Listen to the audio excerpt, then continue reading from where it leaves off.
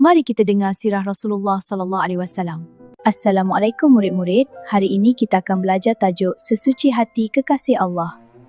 Sejak kecil, Allah memuliakan Nabi Muhammad sallallahu alaihi wasallam. Ketika baginda pergi ke kota Syam, seorang pendeta dapat mengenali bahawa baginda ialah nabi akhir zaman kerana tanda-tanda yang jelas pada diri baginda.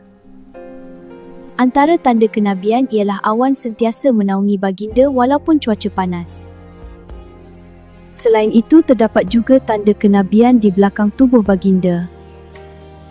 Tanda-tanda ini membuktikan bahawa Nabi Muhammad SAW ialah nabi yang diutuskan oleh Allah. Semasa baginda berumur 4 tahun dan sedang bermain bersama kanak-kanak lain, dua malaikat datang dengan izin Allah. Malaikat Jibril AS membelah dada baginda, lalu mengeluarkan segumpal darah serta berkata, "Inilah sasaran syaitan daripada kamu."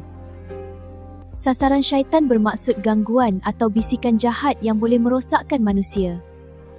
Kemudian hati baginda disucikan dengan air Zam-Zam dan dimasukkan semula.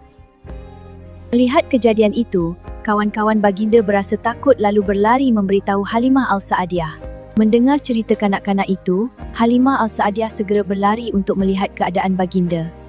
Peristiwa ini menunjukkan bahawa Allah menjaga Nabi Muhammad SAW sejak kecil lagi. Kita mestilah mencintai dan mencontohi akhlak baginda. Sekian, terima kasih. Semoga hati kita semakin cinta dan rindu kepada baginda.